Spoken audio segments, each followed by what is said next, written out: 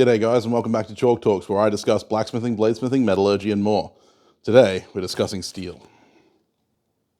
Steel is a very large and ubiquitous topic, unfortunately, when it comes to metallurgy, as it discusses literally any alloy of iron and carbon, various other metallurgical alloys thereof. So we're not going to be discussing specific alloys in this video. This is actually going to be a revisitation of one of my earlier videos, but I wanted to add it to the Chalk Talk series and discuss a little bit more in depth about why steel is the way it is. But today we're just discussing steel as a general subject rather than deep diving into specific alloys. Maybe I'll do that in the future if I get requests, but for now, let's just discuss the simples of steel. As previously stated, steel is simply an alloy of iron and carbon. And then there are many, many other alloys that contain various other elements that allow it to do certain things. But at its very base nature, it is simply iron and carbon. And in nearly all of the situations we find iron, we are going to be dealing with some form of steel. Even in wrought iron, most of the time there is even a slightest bit of carbon throughout the wrought iron, because wrought iron isn't homogeneous, obviously. It is wrought. It has been folded multiple times in order to get rid of impurities like slag and silica, and in so doing, and in the bloomering process, you're going to pick up carbon. As discussed in the previous video on metals, iron is an incredibly reactive material, so it likes to pick up alloys, it likes to pick up lots of other things like oxygen and stuff like that. And so therefore it readily reacts with carbon when in a carbon-rich environment. And so therefore metallurgically pure iron hasn't existed until very recently. I'm not sure when it was developed, but I believe it was around the 1970s or 80s when they finally managed to electrolytically create chemically pure iron, and even then it's incredibly unstable. So it's one of those things that most of the time when you're working, even with wrought iron, you are working with some form of steel. Wrought iron is obviously the closest to pure iron we're going to work with as blacksmiths. But for commonality's sake, we're going to discuss steel as the base level of being 1018 mild steel through to all of our higher alloys. When discussing steel typology, it's really hard to get through all of the various designations for a very similar steel based on the fact that these designations are given out by certain industry standards and certain companies that sell steel. So each company that sells steel may identify it differently, and then there are different standards for different countries, and then there are various kind of other allocations that happen from various groups around the world. So when trying to track down the actual name of a steel, it can be incredibly difficult depending on where you are in the world. Most of the time, you're going to come across the SAE, which is the basic industry standard for international steel trades.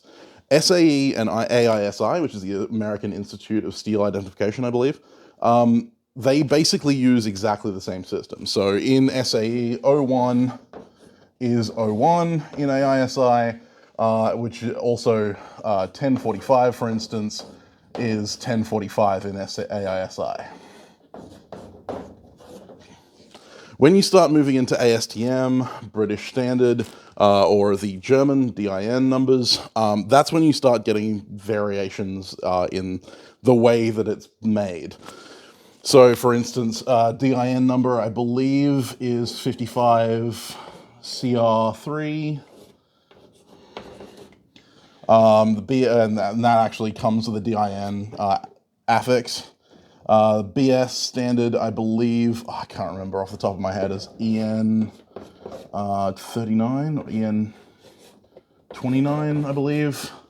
The ASTM is A, and then I can't remember the numerical designation of the ASTM, but ASTM always comes with the A designation, which is where you get something like A36 mild steel.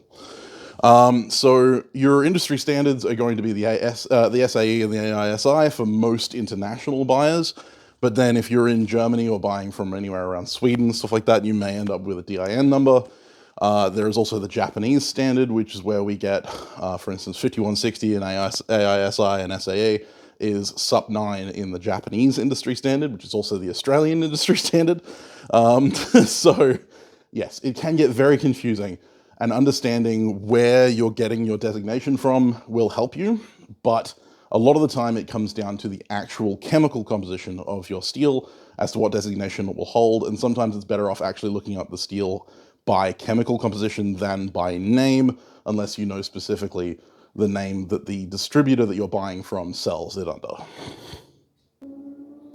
For simplification purposes, I'm going to be using the SAE or AISI standard for explaining steels as we go in blacksmithing and bladesmithing, mainly because that is the most common internationally when coming across steels, unless you live in Central Europe and need to use the DIN numbers.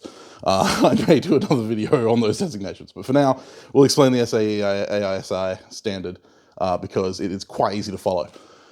The standard is a 4x system, so the 4x's being the top two denoting the alloy, and then the bottom two denoting the percentage of carbon on average. There are a number of differentiations in the alloys, and it can get very, very complicated. But for simplicity's sake, the alloy is normally denoted by the first two digits. So for instance, 1 and a 0 is simple carbon. So as low an alloy as you can get in the AISI standard. And then your percentage carbon actually, I think, is minimum of 18. I think is the minimum standard. I don't believe they have a 00. The 00 normally denotes 1% of carbon. So this is this is 0 point, the last two digits normally. So for instance, 52-100, 52 denoting the amount of chromium, so 5 denoting the amount of chromium, 2 denoting, so 5 denoting chromium, 2 denoting the amount of chromium. Then 52-100, which is actually 100, so it's no longer adhering to that 2x system, denotes 1% of carbon. For instance, 5160, on the other hand, still follows the 4x system, 5 denoting chromium, 1 denoting the amount of the alloy, so a lower percentage of chromium than 50-100, and 60 denoting 0.6 of a percent carbon. And this is an average because remember that steels are incredibly fluctuant in their alloying content. Something that is sold as 1018 mild steel can have anywhere between around 15 to 29% carbon. So there is quite a large margin, and that's true of nearly every alloy on the industry standards list, is that there is always a very large margin for both alloying content and for carbon content, but specifically carbon content. For anyone who follows the Forgecast, which I co-host along with my friend Alex Norton from Valhalla Ironworks, I'll link his channel in the description below, you'll know that it wouldn't be a steel video or steel talk from Sam without mentioning the Eutectic, both hypo and hyper eutectoid steels. Now I'm going to quickly brush over this. I have a full video on what hyper and hypo eutectic steels are, but basically the Eutectic is the point at which all of the iron atoms in the steel matrix, in the steel alloy itself, has a piece of carbon in order to harden into martensite, right? So it has enough that it completely can harden. And that is around 0.75% carbon. Anything below that is called hypoeutectoid, which means that it has less carbon than it needs to transform all of the iron into steel or into martensite. And then anything above that 0.7% is hypereutectoid, which is something that it means it has too much carbon and therefore will form things called carbides, which is basically small amounts of basically diamond in your steel cross sections, which increases wear resistance but removes ductility, so it removes that toughness of a steel. Like I said, I have a full video on hyper and hypoeutectoid steels, but I thought I'd mention it here because it's going to be important to our next point, which is going on to carbon content in steel.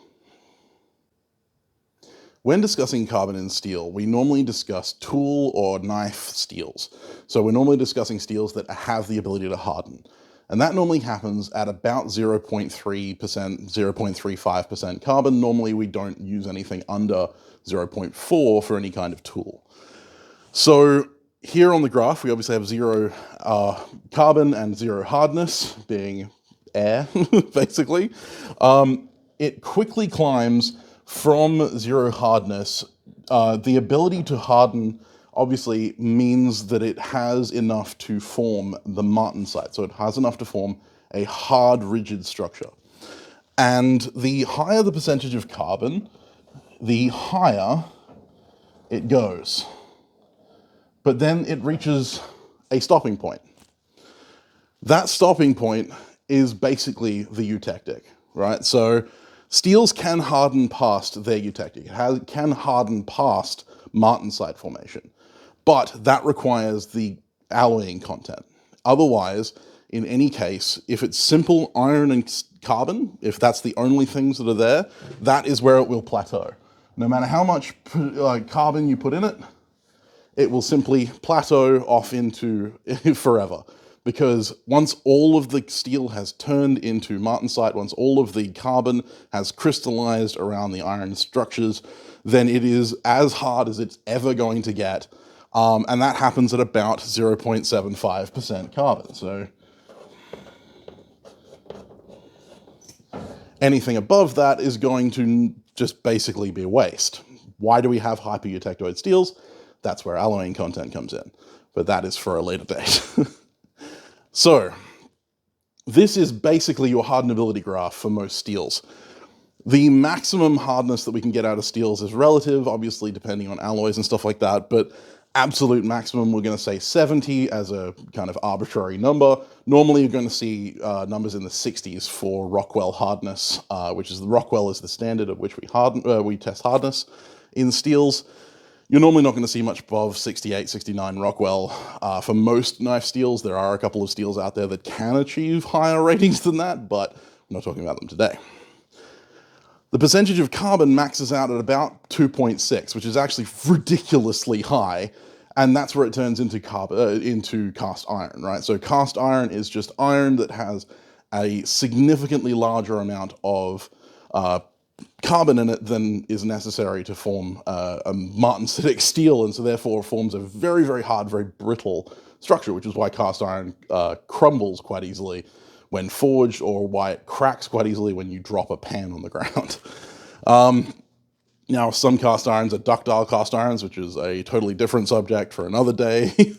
But yeah, basically, from 0 to 2.6, you're in steel range. Anything above 2.6 is cast iron. Anything below 0 is not steel. So this is going to be your standard for hardening. The real kind of money comes when you talk about alloys and the content thereof increasing the hardenability of your steel up into the stratosphere based on its utilization of that excess carbon that is left over from it reaching the eutectic, right? And that's where your alloying content becomes really important. That's something to really understand when talking about steel alloys and why certain alloys behave differently to others, is because the alloys aren't necessarily on their own doing anything. It is the way that they're utilizing the other alloys in the element, such as the carbon, to increase the toughness or hardness of the material in order to provide a better, suitable material for whatever purpose you're trying to use it for. That brings us into steel alloy selection. Now, like I said in the beginning of this video, there is such a wide variety of alloys out there, and there are new alloys being created every day as scientists try and create better and better alloys for use in any industry that you can name, including the knife-making industry. There are things like CPM, MagnaCut, and all this kind of stuff that are coming out now, which are hyper-alloys of steel, which basically have surpassed what steel really is. When starting out, however, as a beginner, you're going to come across some very simple alloys of steel, which are much easier to use, much easier to heat treat, and much easier to get a hold of, much cheaper than most other options. And I've listed a few here, 1045, 1060, 1084, 1095, 4140, 5160, and then the various AISI standard W, O, and D designations that you're going to come across. When selecting a steel, a 10 XX steel is going to be one of the best options, because 10 obviously denotes a simple carbon steel. One of the most favorite alloys for knife makers in the beginning is 1084, and the reason for that is because it's very close to the Eutectic. It is slightly above the Eutectic, which means that you're still getting some free carbides, but it provides a high hardness whilst also being relatively simple to heat treat because of the fact that it's so close to being a perfect mix of carbon and iron, which means that there's not a lot of excess stress where there are pieces of the material that are shrinking or growing depending on their carbon content. If you have pure eutectic steel, it's much less likely to undergo a lot of stress because everything has its own partner, and so the buddy system works. And for that reason, the lower carbon steels, like 1060 and 1075, are going to be also quite user-friendly for beginners, because not only are they relatively low alloy, but they're also relatively low carbon. Now, when I say relatively low alloy, 1084, 1060, all simple carbon steels have alloying elements. Especially things like 1084 have a very high manganese content, which is an alloy that helps with wear resistance. It also helps with blackening when doing coffee etches and etching in general. So it's very useful for Damascus, which is why a lot of Damascus makers use it. 1095, for instance, has manganese in it, also has a little bit of vanadium, I believe, but there are varying alloying elements in 10XX steels, but they are much lower than the majority of other steels that you'll find on the market.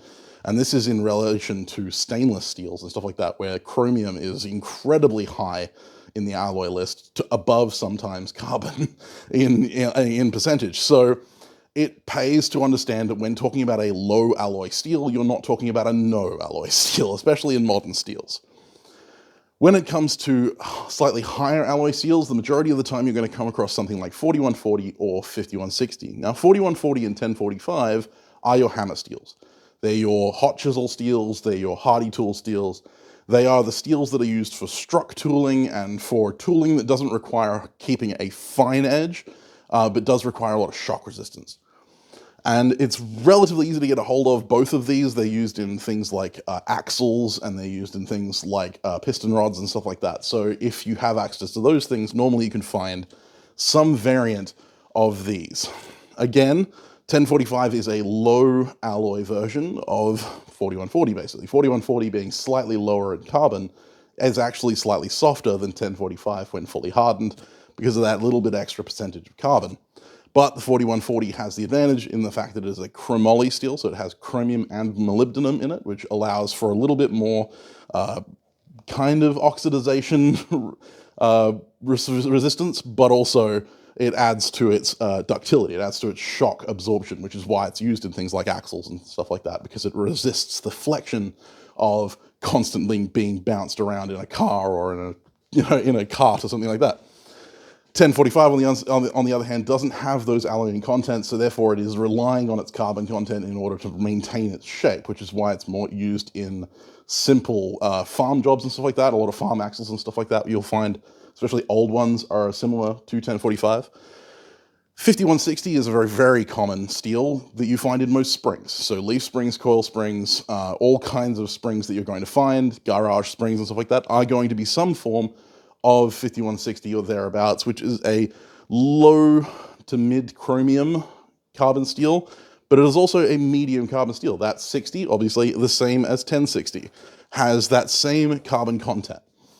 So therefore it is going to be close to eutectic, slightly hypo-eutectic, so it's got a little bit more iron than it needs. And so therefore it's going to be more ductile and less hard than most other alloys, but it's going to be a lot more shock resistant. And that's why 5160 is chosen for things like swords and machetes and that kind of stuff, because it is really shock absorbent, but it also holds an edge because it has that slightly higher carbon content than something like 4140. When we get into the AISI territory of the W and O readings, these normally denote the means by which they are quenched, but not always. So for instance, D2, D doesn't denote what it's quenched in.